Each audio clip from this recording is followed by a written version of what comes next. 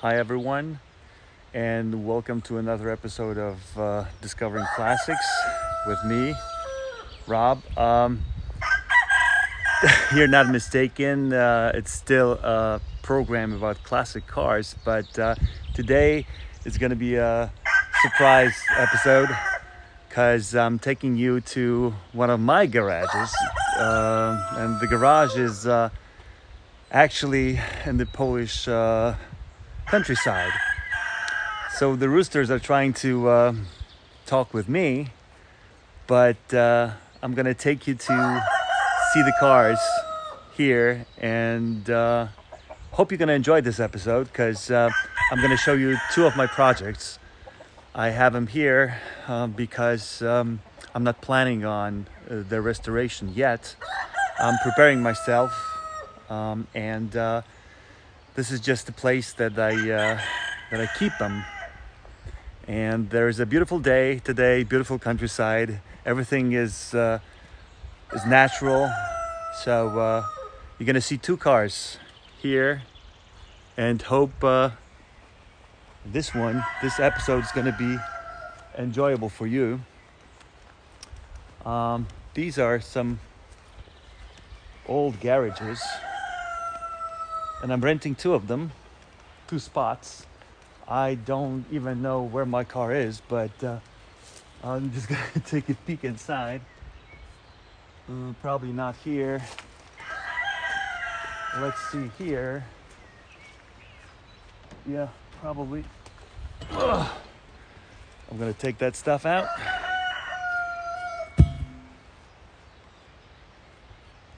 And let's see. Let's see if you're gonna enjoy it as much as I do. So, open up Sesame. See the car behind me? It's one of my cars. I have two of them here, and this one is pretty valuable. It's pretty rare, but the condition that's in, it's not good. But maybe in a couple of years, it's gonna be reconstructed, totally renovated, and it will be an enjoyable ride on air actually. So that was a small hint of what this might be. Let me just open up the the gate.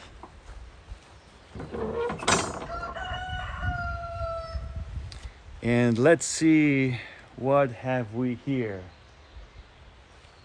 What do you think it is? Two sets of eyes are staring at you. You probably know what the car behind me is. It's a Mercedes-Benz, but this model is pretty special because it's not a regular Benz. It's not a even a W111 coupe. It's a 112 W112 coupe, a coupe 300 SE from 1962. I bought this car in Poland from a collector. It was brought from the States. It was last registered in Pennsylvania in 1972, and it was probably found somewhere in a junkyard because the amount of rust, as you can see, is enormous. So it was probably sitting there for me to finally buy it. Although there were some people between that link of faith or destiny. There was somebody who bought it in the States. Then there was a collector, a friend of mine, that bought it from him. But unfortunately, between these two links, a couple of parts were missing. I think the first guy needed some engine parts that I was able to purchase via eBay from a very nice gentleman in Italy, and so the engine was finally complete, and he also took out the tail lamps. I don't know, maybe he needed them. They were in good shape. So I had to purchase these in Poland from another collector. and there's still, unfortunately, two items missing. These are the safari seats, rear bucket seats, because believe it or not, this car is a pretty rare one. It was produced in 1962, sold in 1965, so it probably stayed at the dealership in Pennsylvania for 3 years, and then luckily somebody bought it. But not that many people back then wanted to buy a 2+2 arrangement of seats. Although the front seats are also sports seats, and the rear seats look pretty, sporty. They were fitted into some coupes and convertibles, but back then not that many people liked that. So they preferred sofas, and somebody really needed these, and unfortunately they were stolen from the car. And my friend, the collector, who was the owner, first owner in Poland, bought the replacement sofa, and he thought that he was selling a 1962 model, 65 model. And I have a friend, and I usually do that when I think about buying a Mercedes-Benz. I go to my friend Henry at the Mercedes-Benz Classics in Warsaw, and he, once I give him a VIN number, he provides me with a data card, or Datenkarte. That's a birth certificate of the every Mercedes-Benz that was ever built in Stuttgart. So from this knowledge, I was surprised, that the car was actually made in 1962. So this is the first year out. So it's pretty rare. And the engine, the M189 engine, that's 150 horsepower, is a 1200th example, assembled. So the car was at the beginning a numbers matching car, and it still is. So despite the fact that you probably see that the engine bay is empty. It doesn't have an engine, it doesn't have a transmission, there is no bonnet, there are no bumpers. Don't worry, everything is taken care of. I went to somebody who's an expert in engine rebuild, and he rebuilt the engine. Everything was pretty good inside, so we changed some parts. The compressor was changed. I took the generator to a specialist because it wasn't working, and I still have a generator in the car, not an alternator, because a lot of people switch to these more modern utility. But the transmission and the engine were disassembled and then put together. So let's see the interior and the body of the car, and hope you're gonna enjoy this this episode. It's totally different. This time I'm not visiting friends or people that I know of. This is my stash. There are only 2 cars here. I have more, but these are projects. Different level of projects. This one is a total project. It needs a total rebuild, total restoration. The other one will have some body work and interior work, also some mechanical, but not that much. So let's go. So let's take a peek inside of the car. Hope you're going to be interested in it. I know it's a true sort of barn find. We are at the barn in Poland, so it looks a little bit different than the one that you saw in the US, but nevertheless the car is the same, although I'm the owner of the car.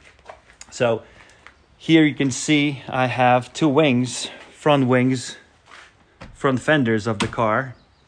They're from another 300C SE, and they will fit perfectly for this car. They'll be renovated, of course, but as you can see, the condition of the ones that the car is originally equipped with is not good. The fenders have rust right there. It's the typical part where the rust starts at the bezels of the front headlamps, and there also, as you can see, it's a mess. the hood, and this is from another 112 or 111. W111 would fit the car as well. I hope I'm gonna be able to open the trunk, but there's a mess in here. Okay, yeah. I already have these panels, the side panels that are prone to rust. I have already collected some rubber, so I have extra glass, extra rubber. The most expensive parts, rubber parts, seals, are these that go along the triangular trapezoidal here window. The plate of the car,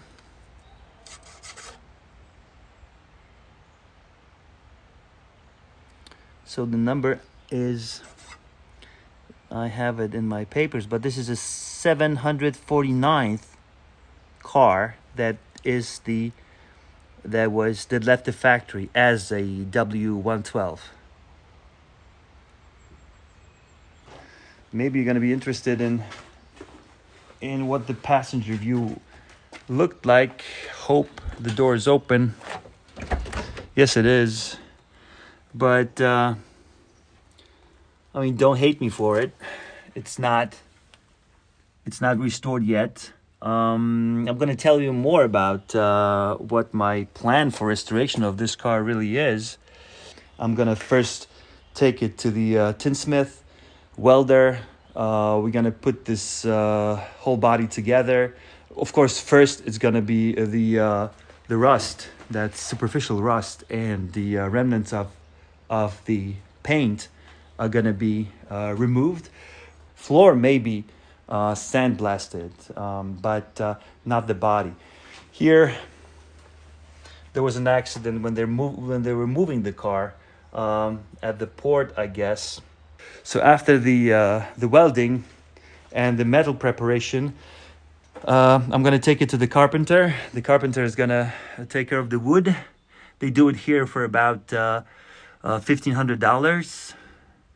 And you have to remember, it's better to keep the wood that comes from your original car, because these were the original parts, and even with time, when they didn't, they don't shrink that much. But if you, let's say, buy a complete set from eBay, it may not fit your car perfectly. You see the main chrome parts missing. There is a reason for that, because I removed them, and I, as part of a restoration, I decided to re-chrome them separately. It'll save me some time, so by the time the welding is over, I'll probably have the front and rear bumpers, as well as the grille, nicely re-chromed. So I removed the two citron parts that were inside the engine bay. It's not easy to restore a car like that, but if you take it step by step, if you have a plan, if you meet good people, then you may be able to succeed. See all the rust it has? I have collected some parts, but still it'll have to be probably sandblasted. So sandblasting is good. Sometimes you can switch to other means of removal of the remnants of rust and paint.